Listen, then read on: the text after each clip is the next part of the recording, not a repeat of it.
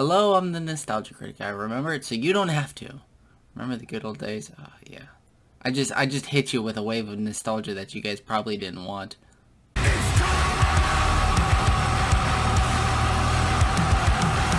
Alrighty, today we have an interesting topic to talk about. This one is by far one of the most kind of not upsetting, but one of the ones that are bound to get some people to talk.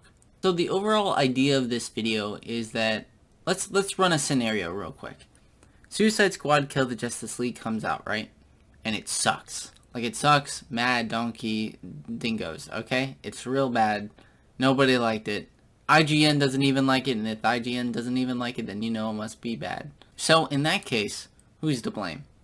I know a lot of you are going to instantly point to the fact of it being Rocksteady and DC, you know, because they're the people that actually made the game. So, yes, technically, they are the people that, you know, made the game and are the ones that coded it and everything else.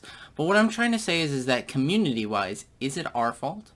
Like, is it the fault of me, V Engage Fight School channel? How do you say his name? His name is in a mouthful, I swear. VG Fight School, there we go. Yeah, I totally didn't look that up, by the way. I totally didn't do that, okay? So what I'm trying to say is that, is this our fault? Is this the community's fault? Is it VG Fight School? Is it his fault? Is it Caboose's fault? Is it my fault, even? And I guess the broader question is a question in and of itself. Does the community hold responsibility over the games that they hyped up, or the media that they hyped up? And I'd say, like, kind of, question mark. It's true that there is definitely responsibility that can be thrown our way, especially since there is obviously the fact that we build hype for this game. But does that inherently mean that it's our fault for when things happen like this? So let's take an example, right? Cyberpunk. Everybody loves to talk about Cyberpunk when it comes to failures and failures to launches. So let's talk about Cyberpunk. Cyberpunk had an ungodly amount of hype built around it, right? So much so that when the game released and ended up being kind of a buggy, you know, kind of mediocre game. I played Cyberpunk. I thought it was mediocre. It wasn't, like, great. It didn't blow everything out of the water. I thought it was okay. It has some average shooter mechanics, and that's about it. But saying that, Cyberpunk's hype is a danger, I think, to the games that we play, right? We don't want to overhype the fact of our game over too much, right? Like, one of the reasons why I stood against the leaks coming out is because I think that's way overhyping it. The fact that there's going to be a multiplayer mode with the Justice League and all that. I heavily doubt, number one, that those things are in the game, and number two, that we are building a lot of hype around it. I think that there should be a stable amount of hype, right? Because in Cyberpunk's case, it was built up over the course of years, right?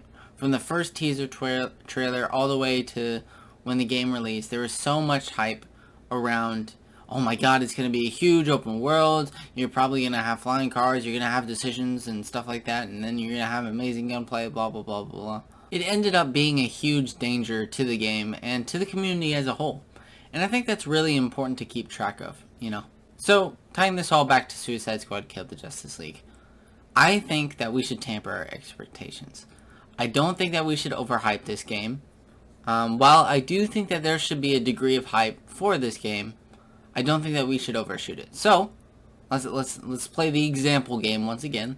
Let's talk about Gotham Knights, because everybody loves talking about Gotham Knights, everybody's favorite game. So obviously Gotham Knights came out as like a co-op experience where you could like switch between the 4 Bat family members, and then you can take out Gotham and blah blah blah blah blah. We all know that, but the thing is that Caboose and VG Fight School kind of hyped it up like a lot, and a lot of, and it's not just them specifically. By the way, this isn't a call out video or anything like that, because I'm as much of a at fault here as any of them, so I'm not trying to call anybody out here. But what I'm trying to say is that if we hype up the game, Gotham Knights in particular, to something that it's not, is it our fault? And I think that there is like I said, a degree of responsibility here. And I think that when the game comes out and it's not good, or it's mediocre, I think there should be some people that at least take some of the blame, right? So I'm gonna do something abnormal, right? Something strange, something bizarre, something bazinga, okay? So if Suicide Squad Kill the Justice League comes out and it sucks or is mediocre, I will take responsibility.